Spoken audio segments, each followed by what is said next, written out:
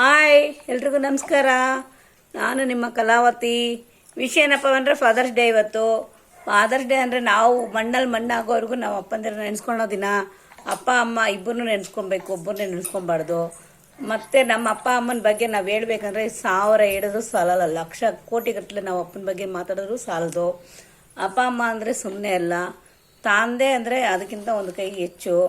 ತಂದೆ ಯಾವತ್ತಿದ್ರೂ ನಮಗೆ ಜೊತೆಯಲ್ಲಿದ್ದು ನಮ್ಮನ್ನು ಕಾಪಾಡ್ತಾರೆ. ಹೆಣ್ಮಕ್ಳಿಗೆ ಎಸ್ಪೆಷಲಿ ಧೈರ್ಯ ಕೊಡ್ತಾರೆ ತಂದೆ. ಗಂಡು ಮಕ್ಕಳಿಗೆ ಭುಜ ತಡ್ತಾರೆ, ನಾನಿದ್ದೀನಿ ಹೋಗು ಮಗನೇ ಅಂತ.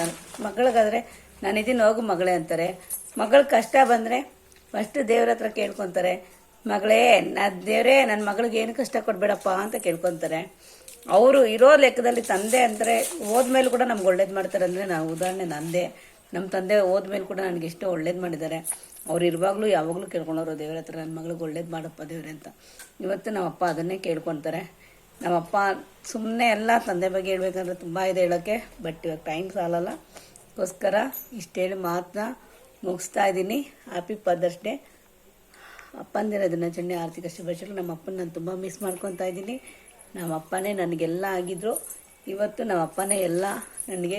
ನಮ್ಮಪ್ಪ ಇಲ್ಲ ಅಂತ ನಾನು ಯಾವ ಕ್ಷಣ ಕೂಡ ಫೀಲ್ ಆಗಲ್ಲ. ಯಾಕಂದರೆ ನಮ್ಮಪ್ಪ ಪ್ರತಿ ಕ್ಷಣ ಪ್ರತಿ ನಿಮಿಷ ನನ್ನ ಜೊತೆಲೇ ಇರ್ತಾರೆ. ನಾನು ಒಂದೊಂದು ಸಮಾಜ ಸೇವೆ ಮಾಡುವಾಗಲೂ ನಮ್ಮಪ್ಪನೇ ನನ್ನ ಜೊತೆಲಿ ಇದ್ದು ಮಾಡಿಸ್ತಾರೆ ಅಂತ ನಾನು ಅಂದ್ಕೊತೀನಿ. ನನಗೆ ಒಳ್ಳೇದು ಕೆಟ್ಟದಕ್ಕೆ ಇವತ್ತು ನಮ್ಮಪ್ಪನ ನಾನು ನೆನೆಸ್ಕೊಂಡ್ರೆ ನನಗೆ ದಾರಿ ತೋರಿಸ್ತಾರೆ. ನಮ್ಮಪ್ಪ ಯಾವತ್ತೂ ನಮ್ಮಪ್ಪ ನನ್ನ ಕೈ ಬಿಟ್ಟಿಲ್ಲ, ಇವತ್ತು ಕೈ ಬಿಟ್ಟಿಲ್ಲ.